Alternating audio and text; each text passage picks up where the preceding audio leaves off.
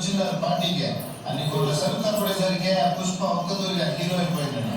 మంగళం సీనియర్ స్వయంగా తీసుకెళ్లే